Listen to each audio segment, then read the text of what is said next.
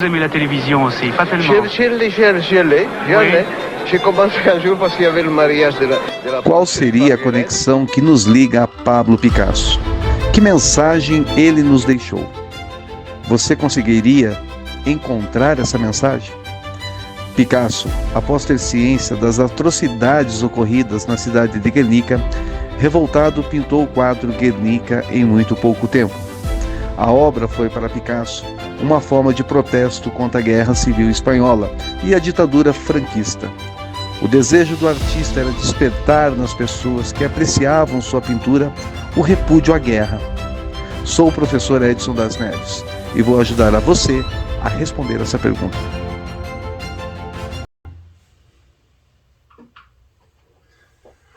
Primeiro ano, bom dia! Vamos então estudar hoje as vanguardas europeias, o cubismo e em especial Pablo Picasso. Século XX. A premissa básica da arte, da pintura, não era representar, mas sim reconstruir a realidade. Você saberia me dizer o que foram as vanguardas europeias? As vanguardas europeias representam um conjunto de movimentos artísticos culturais que ocorreram em diversos locais da Europa a partir do século XX. As vanguardas artísticas europeias que se destacaram foram o expressionismo, o fauvismo, o cubismo, o futurismo, dadaísmo e o surrealismo. Juntos, esses movimentos influenciaram a arte mundial, desde a pintura, arquitetura, literatura, cinema, teatro e música. A palavra vanguarda vem do francês avant-garde, que significa guarda avançada, que pressupõe, nesse contexto, um movimento pioneiro das artes.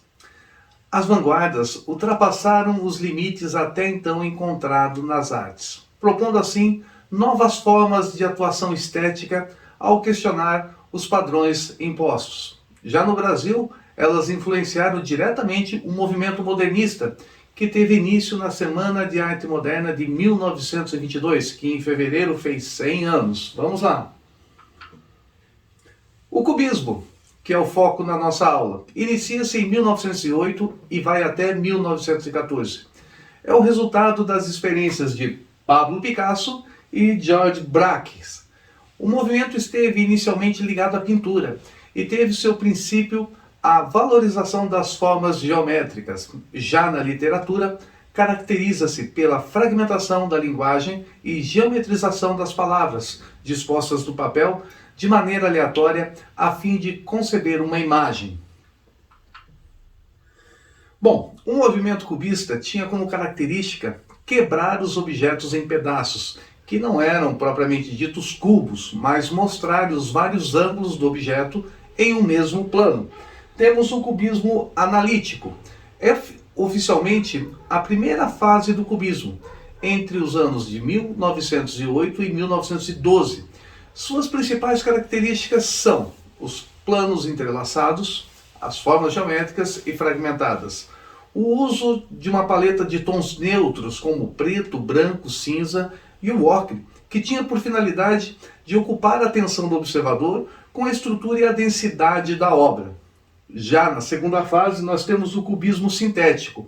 Nessa fase, que vai de 1912 a 1914, novas paletas de cores são adicionadas e as formas são simplificadas.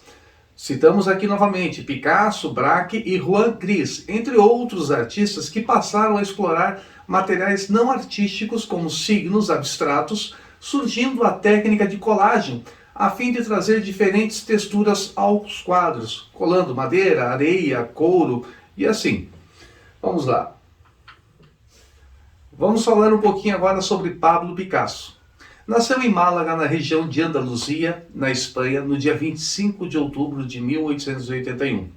Aos 87 anos, Picasso produz, em cerca de 7 meses, uma série de 347 gravuras, nas quais retomou o tema de circo e das touradas. Sua carreira acaba junto com sua saúde e recebe uma homenagem inédita do Museu do Louvre quando completa 90 anos de idade. Por fim, morreu no dia 8 de abril de 1973 em Milan, na França, aos 91 anos de idade. Deixou um legado aproximadamente de 1.880 pinturas, 1.335 esculturas, 880 cerâmicas e 7.089 desenhos. Trabalhou pouco, né? Pablo Picasso se inspira nas obras e ideias de Paul Cézanne, que, aliado a uma visita que fez à Gruta de Lascaux e a visita que fez também ao Museu do Homem em uma exposição de arte africana, conseguiu então criar seu próprio estilo, criando a obra Les Demoiselles de Davignon. A arte primitiva, com seus tons terrosos, referências à pintura rupestre, e a arte africana, com suas máscaras expressivas e impactantes, foram fundamentais para Pablo Picasso. Esta obra foi exposta ao público em 1907 e causou uma onda de críticas negativas. Somente 30 anos após a exibição que ela recebeu o seu devido valor e é, até hoje, considerada um marco na história da arte. 9 meses de estudos foram necessários para que esse jovem artista pudesse compor o que seria o quadro que rompeu com o jeito de fazer arte no início do século passado. Les Demoiselles de Davignon, ou simplesmente Senhoritas de Davignon, foi um marco na história da arte.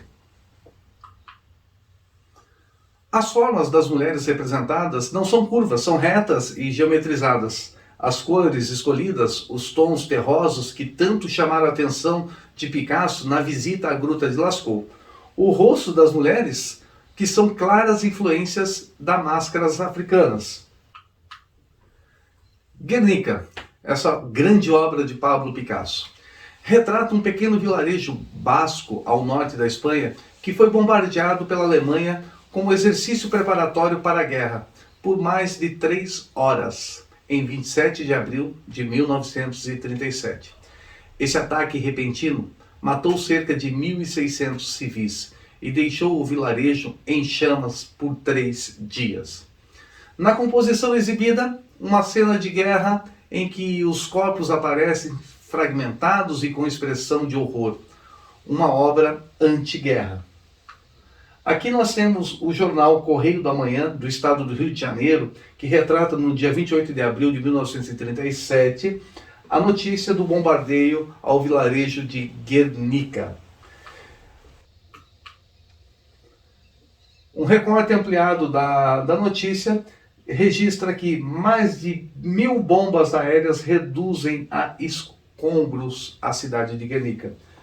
Mais de 800 mortos, dizem os telegramas. O telegrama é como se fosse o e-mail, né? Isso é a notícia que correu na época. Facilmente identifica-se as linhas retas e representações geometrizadas, que são características do movimento cubista. Guernica é uma das obras mais conhecidas de Pablo Picasso. O pintor realizou a composição no mesmo ano em que o bombardeio aconteceu, em 1937.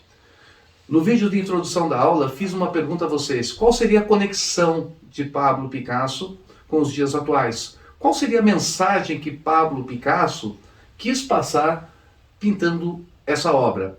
A mensagem é de atrocidade da guerra. E mesmo assim, tendo todas essas mensagens e informações, ainda vemos os conflitos acontecendo entre Ucrânia e Rússia.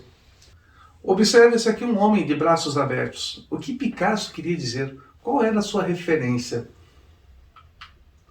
Temos aqui o fuzilamento de 3 de maio, nome pelo qual é conhecida essa obra, do pintor espanhol Francisco Goya, que foi realizada em 1814.